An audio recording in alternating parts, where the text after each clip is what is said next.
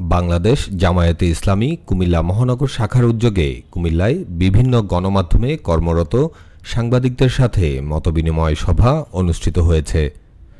গতকাল নগরীর কান্দিরপাড়ে একটি কমিউনিটি সেন্টারে এই সভা অনুষ্ঠিত হয়। জামায়াতে ইসলামী কেন্দ্রীয় কর্মপরিষদ সদস্য ও কুমিল্লা মহানগর আমির কাজী দীন মোহাম্মদ সভায় সভাপতিত্ব করেন।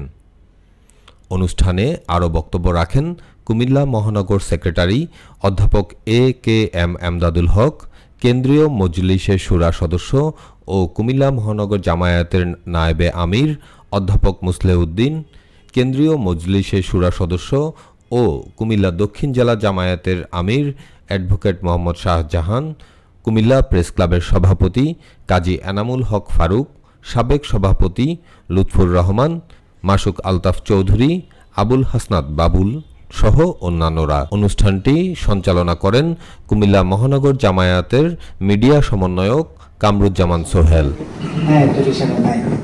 যখন আসবে সম্মেলন থেকে আবেদন বলতে আমরা আপনাদের কাছে দ্বিধার সম্পর্কে বলতে পারবো। এখন কিন্তু আসে না। হ্যাঁ, আমি বলে দিলাম যে অমুক জায়গাতে আমরা ইলেকশনে যাবো, তা আমি বললাম যে এটা নাও তো হইতে পারে, এই জন্য আগাম আমরা এই কথা আপনাদের কাছে বলতে চাই না। মনে কষ্ট নেবেন না আশা করি।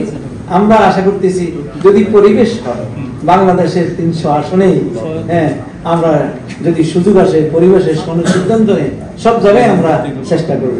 এইটা কোনো আমার কথা, এটা কোনো সংগঠনে কোনো আমাদের সিদ্ধান্ত নেই না, কথা বুঝতে পারবেন কিনা? হ্যাঁ, এই জন্য যখন যে সিদ্ধান্ত আসবে তখনই আপনাদের সামনে আমরা সেটা উপস্থাপন করবো ইনশাআল্লাহ। মত প্রকাশে স্বাধীনভাবে লিখবেন যেন আমরা আপনাদের কলমে, আপনাদের পত্রিকার পাতায়, হ্যাঁ, আপনাদের মাধ্যমে প্রশ্নের সংবাদ যেন পরিবেশিত হবে, স্বাধীনভাবে আপনারা যেন লিখতে পারেন, এটাই সত্যটাই আসা উচিত। আমার ব্যবহার যদি হয় সেই সত্যটাই আসা উচিত, এটা আমরা আপনাদের কাছে আশাবাদী প্রত্যাশী। কুমিল্লার কাগজ নিউজ ডেস্ক।